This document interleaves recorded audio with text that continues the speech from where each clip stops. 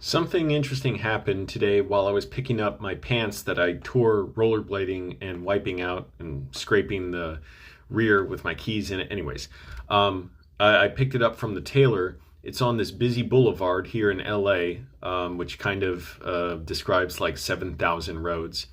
But it was interesting because I ride a bike. I don't have a car, and I bike there. I'm on the sidewalk, this broken, narrow sidewalk, and as I'm going past the cars, I see they're not moving. I'm like, what is this? How come the cars aren't moving? And then I'm like, oh yeah, that's traffic. It's rush hour. The roads are at capacity. We're over dependent on cars. We underutilize transit, and we get all the traffic we ask for as a result. And it's noisy as hell and unpleasant. And people seem bored while driving. I could just look at them, like how many people were looking at their phones.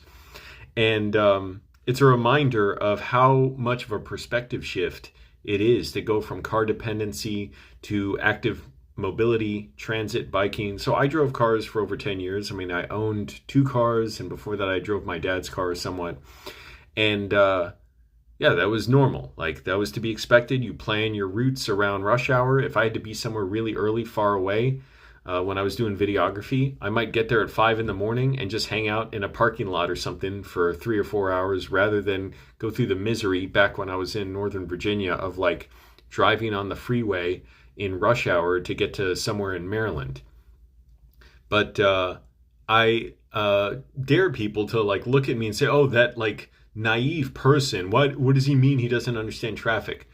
That shows what you're referring to in your own mind, this picture you have of like, cars are normal, not using cars is abnormal, therefore don't intrude on my sense of normalcy.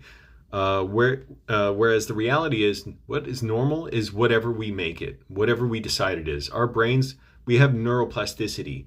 We can create new associations in our brain, like new relationships as we understand different like forces in society very readily. It's how you develop new procedural memories. It's how you develop threat responses. So when you're on guard looking for threats, or when you're in a car, that's pretty much always everyone's competition. Whereas on active transportation mobility, other people are in communion with you. You're sharing spaces.